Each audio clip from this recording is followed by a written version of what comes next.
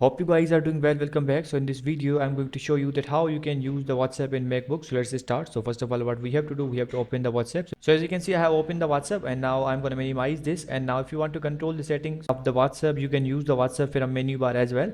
So if you want to click on the WhatsApp, you will see about phone settings and all the options related to WhatsApp.